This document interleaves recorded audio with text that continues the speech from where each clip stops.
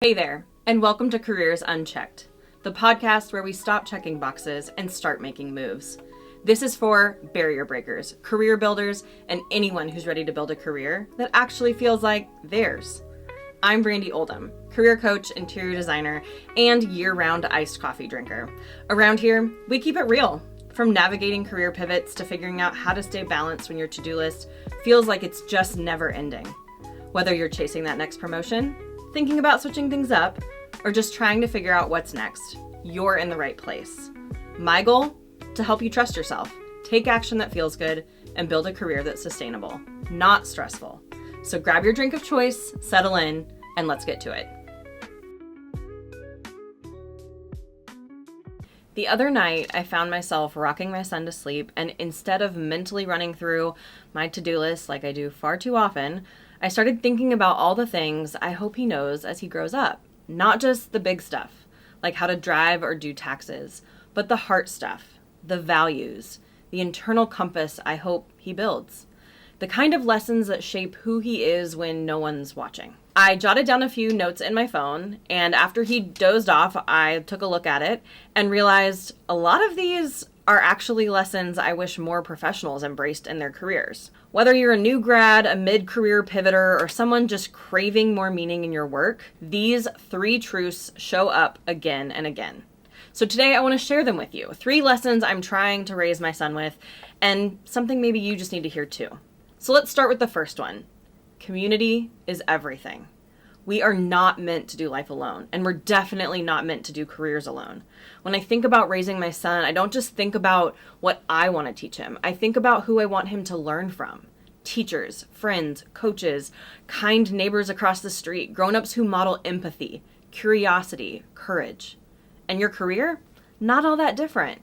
So many of us were raised to be self-sufficient. We learned not to ask for help, that needing people meant weakness or failure. But the truth is, the people who thrive most professionally are rarely the ones with the fanciest resumes. They're the ones with a strong community. I actually had a client once come to me completely burnt out and convinced she had no options. Her self-worth was at rock bottom.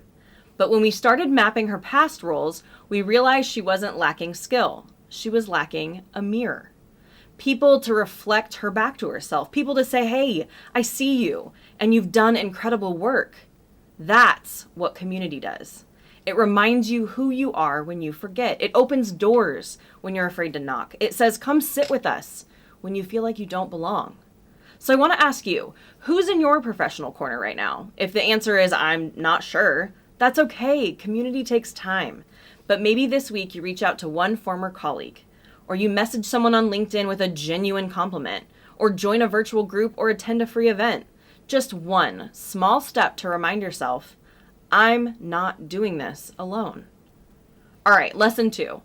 Practice doing things that scare you. This is a big one for me, and honestly, something my parents really helped me build. They didn't throw me in the deep end, but they gave me a lot of small, manageable chances to practice being brave, to feel fear and move through that. I spent a lot of time on stage growing up, pageants, dance recitals, baton twirling competitions, you name it. Those experiences taught me how to handle nerves, how to perform under pressure, and how to try again after messing up in front of a very large crowd. But more than that, my parents taught me how to think through fear instead of running from it. They encouraged me to ask, what's the worst that could happen? Not to minimize my feelings, but to help me put things in perspective. And that is the muscle I want to pass on to my son. The ability to feel fear and to choose courage anyway. See, fear and excitement, they show up very similarly in our bodies. Racing heart, tense shoulders, butterflies in your stomach. The only difference? The story we attach to those feelings. Fear will say, what if I fail? But excitement says, what if this changes everything? One of my past clients, a recent college grad, comes to mind when I think about this lesson. She was terrified to speak up in meetings. She thought her ideas might not be good enough, that no one would take her seriously. Maybe she'd stumble over her words, or people would just say, you're too junior to know what you're talking about. But once she learned to reframe those nerves as excitement, something shifted. She said to me, when I feel that buzz in my chest, it now reminds me that it's just energy and I get to decide how to use it. Fear doesn't go away just because you succeed. It fades because you practice. It's just like lifting weights or running a mile. You build that muscle. You build courage by using it, not waiting for the fear to disappear. So here's your coaching moment. What's one thing you've been putting off because it scares you? A conversation, a job application, a boundary you've been needing to set. What if this week you didn't wait until you felt ready? You just took one messy, brave step.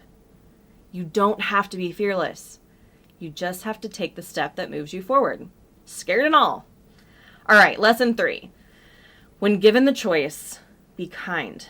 I know this sounds simple, but it's not always easy, especially in the workplace. I want my son to grow up knowing that kindness does not mean you're weak or that you're a pushover. It makes you trustworthy. And in your career, trust is everything. Kindness means offering feedback without tearing someone down. It means giving credit where credit's due and sending that thank you email, holding the door, speaking up for someone who wasn't in the room. I once worked with a leader who told me, I'm not here to be liked, I'm here to be respected. And while I get the sentiment, I guess, what I've seen time and time again is that people don't respect leaders who lead with fear. They respect the ones who lead with integrity, consistency, and often those same people are the kindest in the room. So let's not forget, kindness extends inward too. I know so many high achievers who speak to themselves in ways they'd never speak to a colleague or friend. Honestly, I'm guilty of this myself. It's our inner monologue that says, you're behind, you're not good enough, you should have done more. Can you hear just how cruel that is? Kindness isn't just what you offer to others, it's how you treat yourself on the days that things just didn't go to plan. The days when the email didn't land, the interview didn't go great, or you just felt off. Being kind means giving yourself room to be human. And honestly, that's when the best growth happens anyway. So there are my 3 lessons for my son, and honestly, now for you. Build your community. Careers are too long and too hard to do it alone. Practice doing the scary things. Confidence is a muscle, and you have to work it to build it. And when you're unsure what to do, be kind. Every time. If this resonated with you, I'd love for you to take one small action this week. Send the message, schedule the thing, or maybe just speak to yourself with kindness. You've got this, and if you're looking for more tools to support your next career move, check out our DIY career toolkit on our website. I'll link it in the show notes. It's full of coaching tools I use with clients every single day. Thanks for joining me today on Careers Unchecked. If you've got a career question or just need someone to bounce an idea off of, reach out. I'd love to hear from you. Until next time, take a breath, take a step, and keep moving forward. You've got this.